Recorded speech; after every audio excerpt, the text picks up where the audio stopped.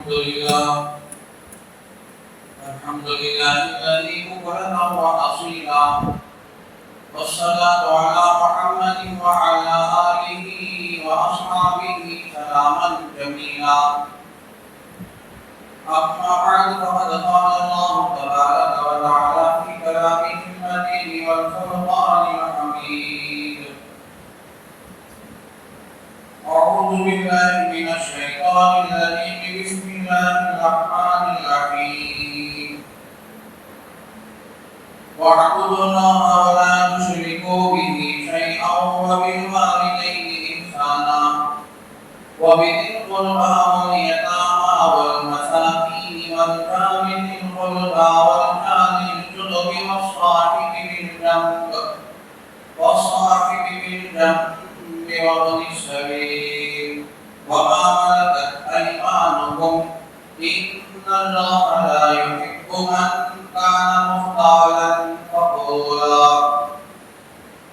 قال النبي صلى الله عليه وسلم: من كان يؤمن بالله واليوم الآخر فليحسن إلى جاره، ومن كان يؤمن بالله واليوم الآخر فليقل خيرا أو ليصمت، أو كما قال صلى الله عليه وسلم.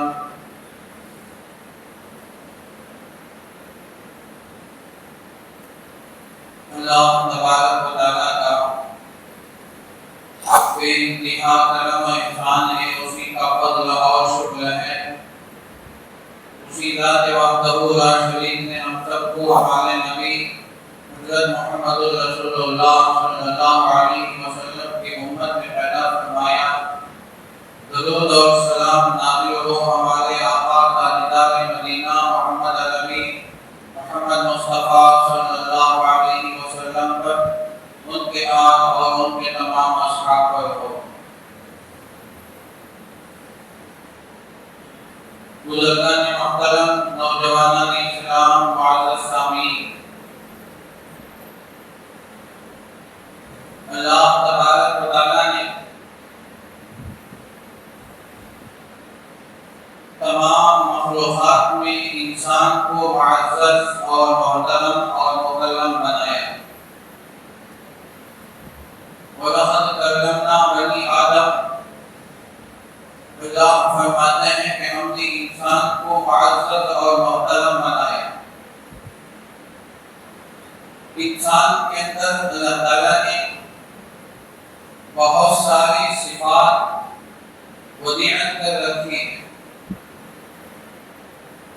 انسان کے اندر اللہ نے بہت سارے صفات پیدا فرمائے، انگنت صفاتوں کا وہ مالک ہے۔ اسی لیے اللہ نے انسان کو تمام مخلوقات میں اشرف اعلیٰ بنایا۔ انسان کے ان تمام صفات میں ایک صفت یہ ہے کہ وہ کبھی تنہا نہیں رہ سکتا، تنہا زندگی نہیں گزار سکتا۔ دنیا کے اندر اس کا کوئی نہ کوئی ساتھی ہو، رفیق ہو، شریک حیات ہو، اس کے رشتہ دار ہو، پڑوسی ہو، عزیز و اقارب ہو، چھوٹے ہو، بڑے ہو۔ جب انسان ان لوگوں کے ساتھ زندگی گزار سکتا ہے، جس سے انسان کا ایک معاشرہ بنتا ہے، جس سے انسان کی ایک فیملی بنتی ہے، انسان کا ایک خاندان بنتا ہے۔ ان اکرمکم عند اللہ اتقاکم، اللہ تعالیٰ نے تمہارے اندر جو محترم بنایا وہ تمہارے تقوی کی بنیاد پر بنایا، اور اللہ نے فرمایا کہ ہم نے تمہارے درمیان خاندان اور قبیلے بنائے۔ وَجَعَلْنَاكُمْ شُعُوبًا وَقَبَائِلَ لِتَعَارَفُوا، ہم نے تمہارے درمیان قبیلے اور رشتہ دار بنائے۔ تو انسان کو اللہ تعالیٰ نے معزز اور محترم اس لیے بنایا کہ وہ ایک دوسرے کے ساتھ خیر خواہی، ایک دوسرے کے ساتھ ہمدردی، ایک دوسرے کے ساتھ حسن سلوک، ایک دوسرے کے ساتھ بھلائی کرنا، یہ اس کا مزاج ہے، فطرت ثانیہ ہے۔ اللہ تعالیٰ نے انسان کے اندر رکھے، اور انسان اس صفت کی وجہ سے وہ کبھی تنہا نہیں رہ سکتا، وہ ہمیشہ دوسروں کے ساتھ مل کر رہے گا، دوسروں کے ساتھ مل کر زندگی گزارے گا۔ گھر کے اندر ہو تو اس کی فیملی ہے، اس کی بیوی بچے ہیں، ماں باپ ہے، بھائی بہن ہے، پھر باہر اگر نکلتے ہیں تو دوست و اقارب ہیں، پھر اسی طرح گلی میں ہو تو اس کی پڑوسی ہیں، اس کے محلے والے ہیں، اور اسکول میں ہو، مدرسے میں ہو، کالج میں ہو، یونیورسٹی میں ہو، اگر وہ کسی بھی اسٹوڈنٹ ہو تو وہاں اس کے ساتھی ہیں، وہاں اس کے رفیق مل جاتے ہیں۔ اور اگر آدمی سفر کرتا ہے، ٹرین کا ہو یا بس کا ہو، اگر چند گھنٹوں کا سفر ہو تو آپ جانتے ہیں کہ اس درمیان میں پاس بیٹھنے والا، ساتھی بیٹھنے والا، وہ اس کا ہمدرد بن جاتا ہے، وہ اس کے ساتھ محبت ہو جاتی ہے۔ یہ اللہ انسان کے اندر یہ مزاج رکھتے ہیں، تو پھر جب یہ مزاج اللہ انسان کے اندر پیدا فرمائے تو ہر ایک کے حقوق کو بھی اللہ تعالیٰ نے بیان فرمایا کہ ان کے حقوق ادا کرو، ماں باپ کا حق ان کا حق ادا کرو، بیوی ہے تو اس کا حق ادا کرو، بچے ہو تو ان کے حقوق ادا کرو، بھائی بہن ہو تو ان کے حقوق ادا کرو، رشتہ دار ہو تو ان کے حقوق ادا کرو، پڑوسی ہو تو ان کے حقوق ادا کرو، دوست و اقارب ہیں، دوست ہیں، ساتھی ہیں تو ان کے حقوق ادا کریں، بڑے ہیں تو عزت کے ساتھ، شفقت کے ساتھ پیش آئے، چھوٹے ہو تو ہمدردی کے ساتھ، رحمدلی کے ساتھ ان سے پیش آئے۔ یہ ہماری شریعت ہے، یہ اسلام ہمیں یہ نظام نے دیا ہے، اسلام نے ہمیں یہ سبق سکھایا ہے، تو ہم اسی کے ساتھ زندگی گزار سکتے ہیں۔ اس سے ہٹ کر کوئی بھی انسان زندگی نہیں گزار سکتا۔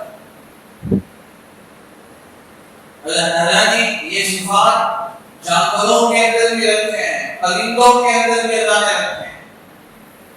جنگل میں رہنے والے جانور ہیں، وہ بھی آپس میں اپنی خبیروں کے ساتھ ایک ساتھ مل کر رہتے ہیں۔ جیسے گائے ہیں تو جنگلوں کے اندر گائے بیل ہیں، وہ ایک جنس کے ہیں، وہ سب کے سب ایک ہی ساتھ رہیں گے، ایک ہی ساتھ رہیں گے، ایک ہی ساتھ چالا چلیں گے، اور ایک ہی ساتھ پانی پئیں گے، ایک ہی ساتھ وہ بیٹھیں گے، ایک ہی ساتھ ایک جگہ سے دوسری جگہ سفر کریں گے۔ تو یہ ان کے ساتھ ہم سے جو ان کی فیملی ہے، جو ان کے ہم جنس ہیں، وہ اسی کے ساتھ رہیں گے۔ یہ ان کی جنگل میں ان کے لیے الگ مستقل جگہ ہے، وہ اسی جگہ پر رہیں گے۔ دوسری طرف دوسرے جانور ہرن ہے، وہ ہول کے ہول ہے، ہزاروں کی تعداد میں ہے، وہ بھی اپنے ساتھیوں کے ساتھ، اپنے ہم جنس کے ساتھ، ہرن وہ اپنے ساتھیوں کے ساتھ ایک ساتھ مل کر رہیں گے۔ اور اسی طرح جنگلی جانور ہیں، وہ ان کے ساتھ الگ رہیں گے۔ اور اسی طرح پرندے ہیں جو سمندر کے کناروں پر، جھیل کے کناروں پر، پانی کے کناروں پر، وہ بھی ان کی زندگی گزرتے ہیں، اور ان کے درخت ہوتے ہیں، وہ اسی پر پوری اپنی فیملی کے ساتھ، پورے اپنی کنبے کے ساتھ، پورے اپنے ہم جنس ساتھیوں کے ساتھ ایک ساتھ رہتے ہیں۔ تو اللہ تعالیٰ نے انسان کے اندر بھی ایک مزاج بنایا ہے۔ پھر جب ان کے اندر کوئی پریشانی آتی ہے یا کوئی خودخواہ جانور کسی گائے پر یا کسی ہرن پر حملہ کرتا ہے تو سب اس کی دفاع کے لیے تیار ہو جاتے ہیں۔ یہ اللہ تعالیٰ نے جانوروں کے اندر یہ مزاج رکھے ہیں، پرندوں کے اندر یہ مزاج ہے۔ پھر ہم تو اللہ نے انسان بنایا، اشرف المخلوق بنایا، تو ہم بدلنے والا اس کے آگے ہے، بدلنے والا ہم ان سے آگے سبقت کر جاتے ہیں۔ اللہ تعالیٰ نے انسان کے اندر یہ مزاج رکھا۔ اسی لیے قرآن کریم کے اندر اللہ تعالیٰ نے جگہ جگہ والدین کے ساتھ حسن سلوک، رشتہ داروں کے ساتھ حسن سلوک، یتیموں کے ساتھ حسن سلوک، بیواؤں کے ساتھ حسن سلوک، اور اسی طرح دوسروں کے ساتھ حسن سلوک کا جگہ جگہ اللہ نے ذکر کیا۔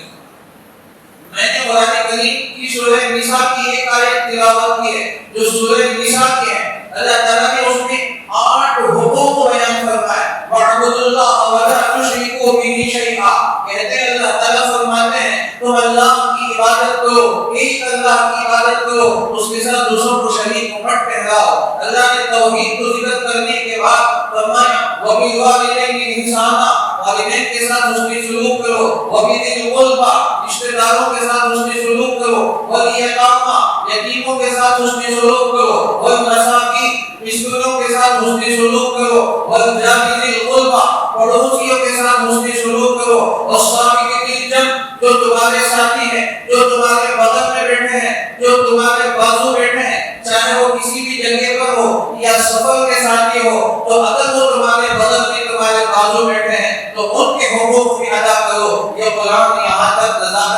بیان کرتا ہے وَمَا مَلَكَتْ أَيْمَانُكُمْ، اور آخری درجے میں فرمایا جو تمہارے تحت میں تمہارے زیر نگرانی جو تمہارے پاس کام کرتے ہیں، جسے آج ہم کہتے ہیں کہ کام والا ہے یا کام والی گھروں کے اندر کام کرتے ہیں، اور ہمارا ڈرائیور ہے یا ہمارے آفس میں کام کرتا ہے یا ہمارے نیچے میں وہ کام کرتا ہے، ہمارے بلانے پر بھاگ کر آتے ہیں، ہمارے ایک اشارے پر وہ دوڑ کر جا کر وہ حکم کو پورا کرتے ہیں، جسے ہم اپنے ساتھ رکھتے ہیں، تو ایسے لوگوں کے بھی حقوق ہو جاتے ہیں۔ وَمَا مَلَكَتْ أَيْمَانُكُمْ، جو تمہارے تحت میں رہتے ہیں ان کو کمزور مت سمجھو، ان کا حق ان کو ادا کرو۔ اگر تمہارا گاڑی کا ڈرائیور ہے تو ان کے حقوق کو قرآن نے بیان فرمایا، حدیث کے اندر ان کے حقوق میں بیان فرمایا۔ تمہارے گھروں کے اندر کام کرتے ہیں، چاہے مرد ہو یا عورت، تمہارے گھروں کی خدمت کر رہے ہیں، تمہارے کپڑے دھو رہے ہیں، تمہارے گھروں کے برتن مانج کر صاف کر رہے ہیں، تمہارے گھروں کو جھاڑو دے کر پوچھ رہے ہیں، صاف کر رہے ہیں، یہ تمہارے تحت پہ کام کرتے ہیں، تو فرمایا کہ ان کے حقوق ہیں، ان کی ضرورتوں کو پورا کرو، ان کے حقوق کو ادا کرو۔ یہ اللہ تعالیٰ نے ہمیں ایسا پاکیزہ دین، ایسا پاکیزہ معاشرہ عطا فرمایا کہ بڑے سے بڑے سے لے کر چھوٹے سے چھوٹے تک کے حقوق بیان کرنے کا حکم دیا ہے۔ اور ماں باپ سب سے اعلیٰ درجے ہیں، اللہ کے بعد ماں باپ ہے تو ماں باپ اعلیٰ درجے کے، ان کا حق بھی ادا کرو، باپ کا جو حق ہے ان کا ادا کرو، باپ کی جو خدمت ہے ان کی خدمت کرو، ماں کی خدمت ہے ماں کی خدمت کرو، ماں کے حقوق بیان کرو۔ یہ اعلیٰ درجے کا ہے، یہ فرسٹ کوالٹی کے رشتے دار ہیں۔ پھر اس کے بعد ان کی اولادیں، یعنی جو ہمارے سگے بھائی بہن ہیں، پھر اسی طرح ان کے حق ادا کرو۔ اسی طرح والد کے سگے بھائی بہن جسے ہم چچا تایا پھوپھو کہتے ہیں، ان کے حق بھی ادا کرو۔ اسی طرح ماں کی سگی بھائی بہن جسے ہم خالہ ماموں کہتے ہیں، ان کے حقوق بھی ادا کرو۔ پھر اس کے بعد جو ہمارے کزن بھائی ہیں، پھوپھو کے بیٹے، خالہ کے بیٹے، چچا کے بیٹے، تایا کے بیٹے، یہ سب ہمارے کزن بھائی ہوتے ہیں، رشتے دار بھائی ہوتے ہیں۔ میرے دوستوں، ان کا حق ادا کرنے کا حکم دیا گیا ہے۔ میں قرآن کریم کی مختلف آیتوں کے نشاندہی میں آپ کے سامنے کر رہا ہوں۔ قرآن میں ایک جگہ نہیں 20 جگہ اللہ تبارک و تعالیٰ نے حقوق بیان فرمایا۔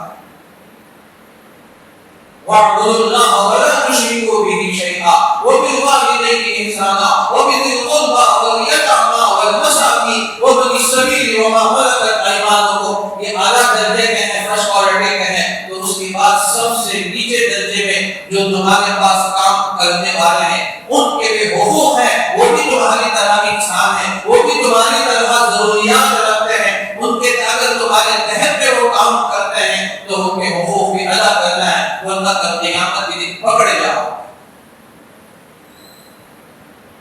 اس موقع پر مجھے ایک حدیث یاد آ رہی ہے، جامع ترمذی کی حدیث ہے، مشکات کی حدیث ہے۔ مفتی شفیع صاحب رحمۃ اللہ علیہ نے قرآن کریم کی ایک آیت کے تحت میں اس حدیث کو لے کر آئے ہیں۔ فرمایا کہ ایک صحابی آئے اور آ کر کہنے لگے، وہ انصاری صحابی تھے، کہنے لگے کہ یا رسول اللہ صلی اللہ علیہ وسلم، میرے پاس چند نوکر ہیں، میرے چند خادم ہیں جو میرے پاس کام کرتے ہیں۔ فرمایا کہ وہ میرے کام کرتے ہیں لیکن وہ کبھی کام چوری کرتے ہیں، کام میں آگے پیچھے کر دیتے ہیں، اور مجھے کبھی دھوکہ دے دیتے ہیں، میرے کاموں میں کبھی وہ جھوٹ بول دیتے ہیں، جس کی وجہ سے میں ان کو گرفت کرتا ہوں، جس کی وجہ سے میں ان کو گالی گلوچ کرتا ہوں، کبھی میں ان کے ساتھ سختی سے پیش آتا ہوں، کبھی میں ان کو مارتا بھی ہوں۔ تو کیا قیامت کے دن اللہ تبارک و تعالیٰ مجھے پوچھیں گے، مجھے گرفت کریں گے؟ اللہ کے نبی صلی اللہ علیہ وسلم نے فرمایا کہ ہاں، اللہ تعالیٰ کل قیامت کے دن تمہارے ماننے کو، تمہارے سختی کرنے کو، تمہارے بھلا بھلا کہنے کو اللہ تعالیٰ میزان کے ایک پرڑے میں تولیں گے۔ ان کی خیانت کو، ان کی جھوٹ بولنے کو اور ان کی ستانے کو، ان کی تکلیف دینے کو اللہ دوسرے پرڑے میں رکھیں گے، اور جس پرڑے کا، جس ترازو کا پرڑا غالب آ گیا اور یہ نیچے جھک گیا، اللہ تعالیٰ اس کے ساتھ وہ معاملہ فرمائیں گے۔ اگر ان کے اوپر زیادتی کی ہے، ان کے خیانت کرنے سے زیادہ، ان کے جھوٹ بولنے سے زیادہ، ان کے تکلیف دینے سے زیادہ اگر تم نے ان کو برا بھلا کہا ہے، تم نے ان کو مارا پیٹا ہے، پھر قیامت کے دن اللہ تعالیٰ تمہیں گرفت فرمائیں گے۔ پھر اللہ کے نبی صلی اللہ علیہ وسلم نے قرآن کریم کی آیت پڑھی،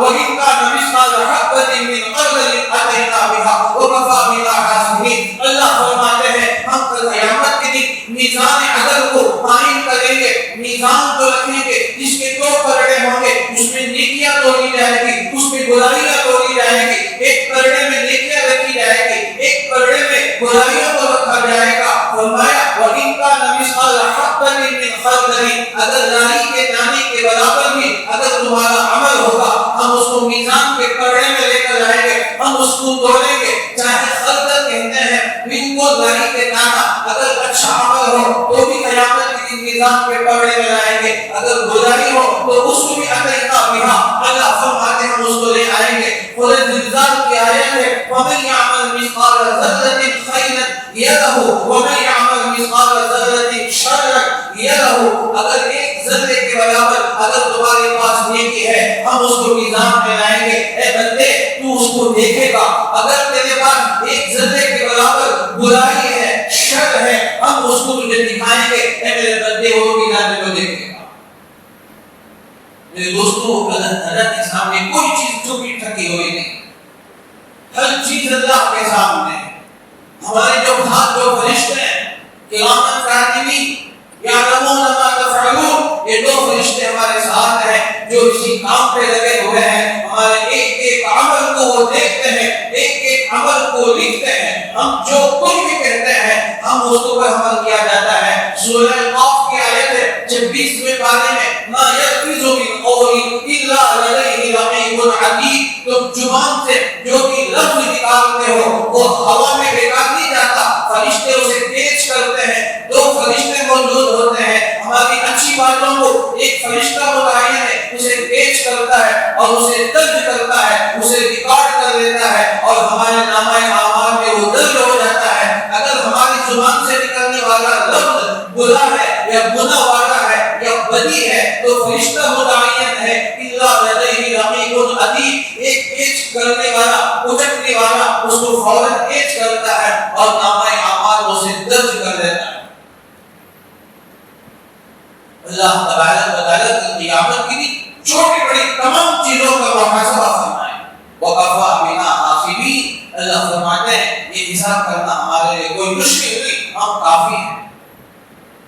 اور قیامت کی تمام نامہ اعمال ہمارے سامنے رکھے جائیں گے۔ ہم نے ماں باپ کی کیا حقوق ادا کیے، بھائی بہنوں کے ساتھ ہم نے کیا معاملہ کیا، ہم نے رشتے داروں کے ساتھ کیا معاملہ کیا، بیوی بچوں کے ساتھ ہم نے کیا کیا، رشتے داروں کے ساتھ ہم نے کیا کیا، اور اپنے عزیز و اقارب کے ساتھ ہم نے کیا کیا، پڑوسیوں کے ساتھ ہم نے کیا معاملہ کیے، یہ تمام کے تمام درج کیا جائے گا۔ کل قیامت کے دن اللہ تبارک و تعالیٰ تمام ایمان میں لے کر آئے۔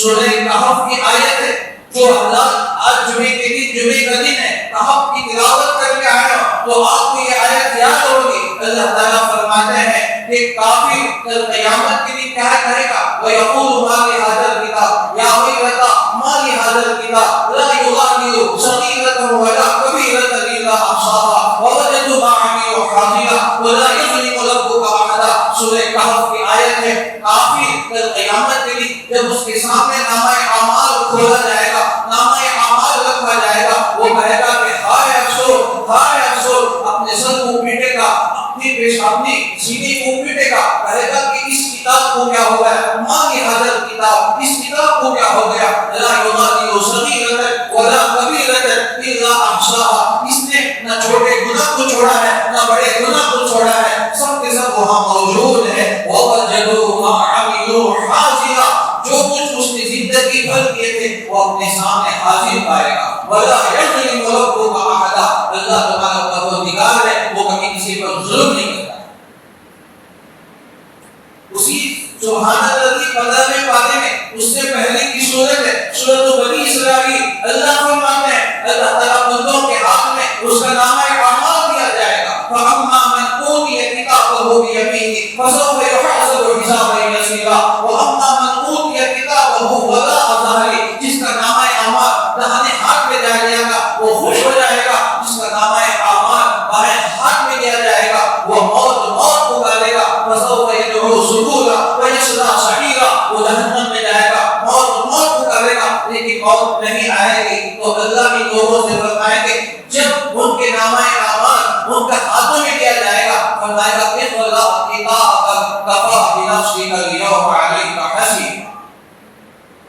اللہ فرمائیں گے پڑھو اپنا نامہ اپنی زندگی بھر کے اعمال خود تم پڑھو، تمہارے سامنے تمہارے دفتر موجود ہے، زندگی بھر کا تمہارا سرمایہ موجود ہے، زندگی بھر کی تمہارے اعمال اچھے ہو یا برے تمہارے سامنے کھول دیا جائے گا، اور ہمارے سامنے وہ تمام چیزیں پھیلی ہوئی ہوگی۔ اللہ کہیں گے کہ اقرا، تم خود پڑھو۔ دوستو کیا حال ہوگا؟ بخاری کی روایت ہے، جامع ترمذی کی حدیث ہے، مشکات کی حدیث ہے، اللہ کے نبی صلی اللہ علیہ وسلم نے ارشاد فرمایا کہ اے عائشہ کہ قیامت کے دن 3 موقع ایسے ہوں گے جہاں کوئی کسی کو یاد نہیں کرے گا۔ 3 موقع ایسے ہوں گے جہاں کوئی کسی کو یاد نہیں کرے گا۔ محمد مومنین حضرت عائشہ صدیقہ رضی اللہ عنہا نے پوچھا یا رسول اللہ صلی اللہ علیہ وسلم وہ 3 مواقع کون سے ہیں جہاں کوئی آدمی کسی کو کبھی یاد نہیں کرے گا، کوئی کسی کو نہیں پوچھے گا؟ اللہ کے نبی صلی اللہ علیہ وسلم نے فرمایا جب میزان کو قائم کیا جائے گا تو جب میزان میں اس کے نامہ اعمال تولے جائیں گے اس وقت تک وہ کسی کو خیال بھی نہیں کرے گا جب تک کہ اسے پتہ نہ چل جائے کہ میرے نامہ اعمال نیکیاں زیادہ ہیں یا برائیاں زیادہ۔ دوسری حدیث میں اللہ کے نبی صلی اللہ علیہ وسلم نے ارشاد فرمایا میزان پر ایک فرشتے کو اللہ نے متعین کر دیا، تب نامہ اعمال میں ایک پرڑے میں نیکیاں اور ایک پرڑے میں برائیاں رکھی جائیں گی، دوری جائیں گی۔ نیکیوں کا پرڑا غالب ہو جائے گا اور برائیوں کا پرڑا اوپر آ جائے گا، تو وہ فرشتہ جہاں میزان پر متعین ہے وہ کہے گا بآواز بلند، اس کی آواز پورے محشر کے لوگ سنیں گے کہ فلاں ابن فلاں کامیاب ہو گیا، وہ جنتی ہے۔ تو یہ اعلان ہونے تک آدمی نفسی نفسی کے عالم میں ہوگا کہ میرا نیکیاں غالب ہوگی یا برائیاں غالب ہوگی، پتہ نہیں چلے۔ پھر فرمایا حدیث میں اللہ کے نبی صلی اللہ علیہ وسلم نے اگر برائیاں غالب ہو گئی، نیکیاں کم ہو گئی، تو وہ فرشتہ بآواز بلند کہے گا فلاں ابن فلاں ناکام ہو گیا، وہ جہنمی ہے، جہنم میں جائے۔ اس وقت قرآن کریم کی جو آیت ہے وَأَمَّا مَنْ أُوتِيَ كِتَابَهُ بِشِمَالِهِ فَيَقُولُ يَا لَيْتَنِي مَا لِهَٰذَا الْكِتَابِ وَيَقُولُ يَا لَيْتَنِي لَمْ أُوتَ كِتَابِيَهْ وَلَمْ أَدْرِ مَا حِسَابِيَهْ يَا لَيْتَهَا كَانَتِ الْقَاضِيَةَ مَا أَغْنَىٰ عَنِّي مَالِيَهْ هَلَكَ عَنِّي سُلْطَانِيَهْ خُذُوهُ فَغُلُّوهُ ثُمَّ الْجَحِيمَ صَلُّوهُ ثُمَّ فِي سِلْسِلَةٍ ذَرْعُهَا 70 ذِرَاعًا فَاسْلُكُوهُ۔ فرمایا اس کے بعد فرشتے متعین ہوں گے، وہ فرشتے آئیں گے، اس کو کھینچ کر گھسیٹتے ہوئے لے کر جائیں گے، اس کے ہاتھوں میں ہتھکڑیاں، پیروں میں زنجیر باندھ دیے جائیں گے، گلے میں توق ہوگا، اور فرشتے اس کو پوری ذلت و رسوائی کے ساتھ کھینچ کر لے جائیں گے۔ قرآن نے سورہ حاقہ میں اس منظر کشی کی ہے، کہے گا خذوہ فغلوہ، پکڑو اس کمبخت کو، یہ تو جہنمی ہے۔ فرشتے اسے پکڑیں گے، ثم الجحیم صلوہ، پھر جہنم کی جو سلسلہ ہے، جہنم کی جو زنجیریں ہیں، وہ زنجیریں اسے ڈالے جائیں گے اور اسے کھینچ کر لے جائیں گے۔ قیامت کا عجیب و غریب منظر اللہ تعالیٰ نے قرآن کریم کے اندر جگہ جگہ اللہ نے پیش کیا ہے، اور خصوصاً جو مکی صورت ہے، جو ہجرت سے پہلے جو آیتیں نازل ہوئی، جو صورتیں نازل ہوئی، وہاں قیامت کا عجیب و غریب منظر بلکہ علماء نے کہا کہ خوفناک منظر بیان کیا۔ دوستو ایک دن یہ آنے والا ہے، یہ کوئی کھیل ہنسی مذاق نہیں، یہ نہیں کہ ہم سنیں اور بھول جائیں، ایک کانوں سے دیں دوسرے کانوں سے چھوڑ دیں، نہیں، یہ دن آنے والا ہے، یہ دن آ کر رہے گا۔ یسألونک عن الساعۃ ایان مرساھا، قیامت کے بارے میں تم پوچھتے ہو نا، تو یہ قیامت آنے والی ہے۔ وان الساعۃ آتیۃ لا ریب فیھا، بے شک قیامت یہ آنے والی، اس میں کوئی شک نہیں، ولکن اکثر الناس لا یعلمون، لیکن اکثر لوگ نہیں جانتے، غفلت میں پڑے ہوئے ہیں، غفلت کا پردہ ہمارے اوپر پڑا ہوا ہے، ہم قیامت کو بھول کر قبر کی زندگی کو بھول کر زندگی ہم گزار رہے ہیں۔ ایک دن تو تمام چیزیں آنے والی ہیں، یہ مناظر جو قرآن کریم کے اندر بیان فرمائے ان دوسرے سارے منظر آنے والے ہیں۔ دوستو اللہ تعالیٰ نے قرآن کریم میں ان باتوں کو کھول کھول کر بیان کیا، دونوں حالتیں رہنے میں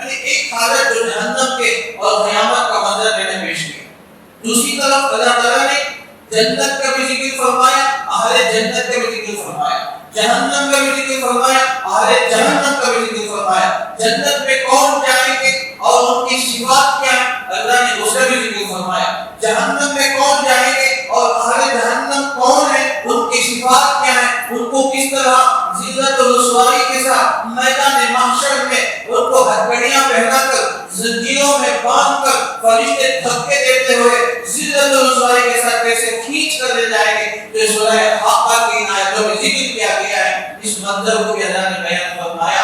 کیوں اللہ تعالیٰ نے دونوں چیزوں کو بیان فرمایا؟ قرآن بشیر بھی ہے، نذیر بھی ہے، یہ قرآن خوشخبری بھی سناتا ہے، قرآن دھراتا بھی ہے اور دھمکاتا بھی ہے کہ ہم ماننے والوں کے لیے جنت کی خوشخبریاں، جنت کی نعمتوں کا ذکر فرمایا۔ سورہ رحمان کی آیتیں پڑھیں، سورہ رحمان کی سورت پڑھیں اور سورہ واقعہ کی پہلا رکوع پڑھ کر دیکھیں جہاں اللہ تعالیٰ نے جنت اور جنت کی نعمتوں کا ذکر فرمایا۔ فی سدر مخضود وطلح منضود وظل ممدود وماء مسكوب وفاكهة كثيرة لا مقطوعة ولا ممنوعة وفرش مرفوعة إنا أنشأناهن إنشاء فجعلناهن أبكارا عربا أترابا لأصحاب اليمين۔ پورا جنت کا منظر، جنت میں کیا کیا پھل ہوں گے، جنت میں کیا کیا کھانے ہوں گے، جنت میں کیا کیا نعمتیں ہوں گے اور جنت میں کیسے حور ہوں گے، ان کی کیا صفات ہے، اللہ نے یہ منظر بھی بیان فرمایا۔ یہ ان لوگوں کے لیے جو ایمان لاتے ہیں،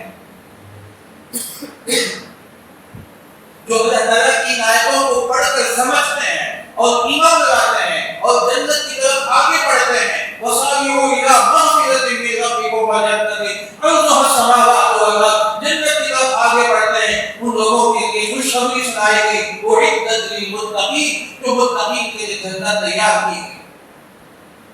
وَبَشِّرِ الَّذِينَ آمَنُوا وَعَمِلُوا الصَّالِحَاتِ أَنَّ لَهُمْ جَنَّاتٍ تَجْرِي مِن تَحْتِهَا الْأَنْهَارُ۔ اے نبی جی آپ خوشخبری سنا دیجیے ایمان والوں کو، اچھے عمل کرنے والوں کو ایسے باغات کی، أَنَّ لَهُمْ جَنَّاتٍ تَجْرِي مِن تَحْتِهَا الْأَنْهَارُ، ایسے باغات کی جس کے نیچے نہریں بہتی ہیں۔ تو قرآن صرف ڈراتا ہی نہیں ہے، دھمکاتا ہی نہیں ہے، بلکہ خوشخبریاں بھی سناتا ہے۔ کیونکہ اللہ نے انسان کے اندر جو دونوں مزاج بنائے ہیں، بعض لوگ ہوتے ہیں خوشخبریوں سے سن کر ترغیب سے وہ آگے بڑھ جاتے ہیں، ان کے اندر عمل کا جذبہ پیدا ہو جاتا ہے۔ بعض لوگ ایسے ہوتے ہیں، بعض لوگوں کا مزاج ایسے ہوتا ہے کہ وہ اچھی باتوں سے نہیں سمجھتے، جنت کی نعمتوں کو سن کر وہ ذرا بھی باہر نہیں آتے۔ ان لوگوں کے لیے ایسے خوفناک منظر قرآن پیش کرتا ہے تاکہ ان کے اندر ڈر پیدا ہو جائے، خدا کا خوف پیدا ہو جائے، جہنم اور جہنم کی ہتھکڑیوں کا، جہنم کی زنجیروں کا، جہنم کے آگ اور عذابات کا بیان قرآن کریم میں ذکر فرمایا، تاکہ ایسے لوگ جو سخت مزاج کے ہیں، تند مزاج کے ہیں، سخت مزاج کے ہیں، ان لوگوں کے اندر تاکہ دنیا آ جائے اور وہ گناہوں کو چھوڑ کر، کفر کو چھوڑ کر ایمان میں آئے اور جنت میں آباد کرنے والے بن جائے۔ اللہ تبارک و تعالیٰ ان نعمتوں کا ذکر فرماتے ہیں تاکہ یہ لوگ جنت میں جانے والے۔ دوستوں قرآن کریم کے اندر یہ تمام آیات موجود ہیں۔ اب ضرورت اس بات کی ہے کہ ہم اس کی طرف آگے بڑھیں، غفلت کی زندگی چھوڑیں، نمازوں کی پابندی کریں، قرآن کی تلاوت کا اہتمام کریں، ذکر و اذکار کا مراقبے کا اہتمام کریں، گناہوں کو چھوڑیں، نافرمانیوں کو چھوڑیں، اللہ کی بغاوت کو چھوڑ کر اللہ تعالیٰ کی رضا، اللہ تعالیٰ کی جنت کی طرف آ جاؤ۔ اللہ تعالیٰ تمہارا استقبال کرنے کے لیے تیار ہے۔ اللہ نے تمہارے لیے ایسی جنت تیار کر رکھے ہیں۔ اللہ نے کہا آ جاؤ میرے بندو، آ جاؤ میرے بندو، میں نے تمہارے لیے نعمتیں رکھی۔ لیکن افسوس کہ انسان دنیا کے اس رنگا رنگین کے پیچھے پڑ کر، دنیا کے اس خوش رنگی کو دیکھ کر، خوش رنگ کو دیکھ کر آدمی دھوکے میں پڑ جاتا ہے، شیطان کے دھوکے میں آ جاتا ہے، شیطان کے وساوس میں مبتلا ہو جاتا ہے، جس کی وجہ سے آدمی نمازوں کو غفلت ہو جاتا ہے۔ شیخ الحدیث نے بتایا ہمارے ان واقعات کو ذکر فرمایا، فرماتے اللہ کے نبی صلی اللہ علیہ وسلم نے ایک مرتبہ ایسی نصیحت فرمائی، ایسا وعظ فرمایا کہ صحابہ فرماتے کہ ہمارے دل نرم ہو گئے، ایسے معلوم ہو رہا تھا کہ ایک طرف ہمارے سامنے جنت ہے، دوسری طرف جہنم ہے، ہم جنت کو دیکھ کے تو خوش ہو جاتے، جہنم کو دیکھ کے تو خوفناک منظر ہوگا۔ اللہ کے نبی صلی اللہ علیہ وسلم نے ایسی حدیث بیان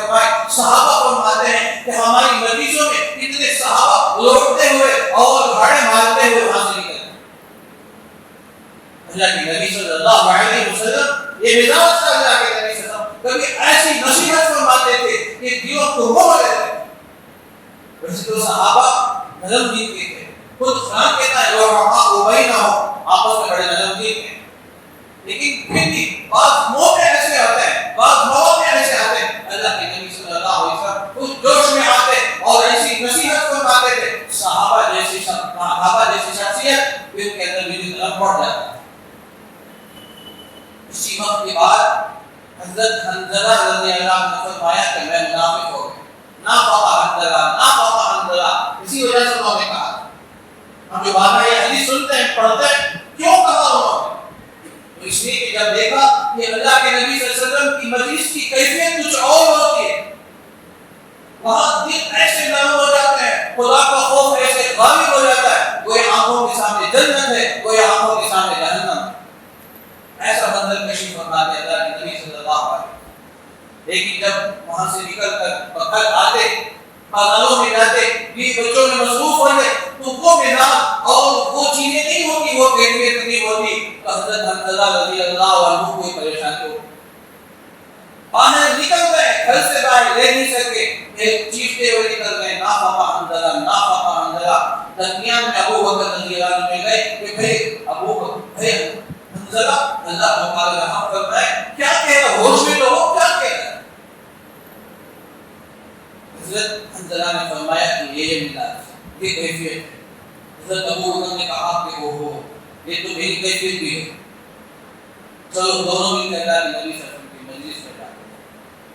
دونوں مل کے اللہ کے نبی صلی اللہ علیہ وسلم کے پاس جا کر اپنا صورتحال، اپنی کیفیت، اپنی دلی حالت سنا رہے ہیں، اپنے شیخ، اپنے مربی کے پاس دلی کیفیت سنا رہے ہیں. اللہ کے نبی صلی اللہ علیہ وسلم نے ارشاد فرمایا خدا کی قسم میری مجلس میں جو کیفیت اگر جو ہوتی ہے وہی مجلس، وہی کیفیت اگر تمہارے ساتھ ہر وقت رہے تو راستوں میں فرشتے تمہارے مسافہ معانا کریں. لیکن یاد رکھو کہ کبھی ایسا بھی ہوگا، کبھی ایسا بھی. حالت ایک نہیں ہوگی.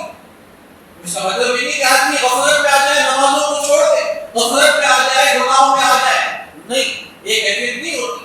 بلکہ آدمی کے اندر یہ خوف ہونی چاہیے. رشتے میں دوستوں موت یہ برحق ہے، مرنا ایک دن ضروری ہے، اور قبر کے اس تاریخ گڑے میں جا کے سونا ہے، پھر قیامت کے دن میدان محشر تک سونا ہے. پھر ایک دن آئے گا کہ ہمیں اٹھایا جائے گا، ہمیں جگایا جائے گا اور اللہ کے سامنے ہمیں کھڑے ہونا ہے اور پوری زندگی کا حساب و کتاب ہمیں لینا ہے. تو دوستوں اس دن ہمارا کیا حال ہے؟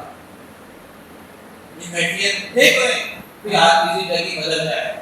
تو ارادہ کریں، ہم نیت کریں کہ ہم گناہوں کو چھوڑ دیں گے، نمازوں کی پابندی کریں گے. جب بھی سستی آئے، جب بھی غفلت کا وقت آئے، فوراً ہم قبر کی اس تاریخ گڑھے کو سوچیں، موت کی اس کیفیت کو سوچیں. موت کے وقت ہماری کیفیت کیا ہوگی اس وقت کو ہم سوچیں، قبر کی تاریخ گڑھے کو سوچیں، میدان محشر کو سوچیں. پھر انشاءاللہ ایک دن آئے گا کہ ہمیں گناہ کی عادت چھوڑ جائے.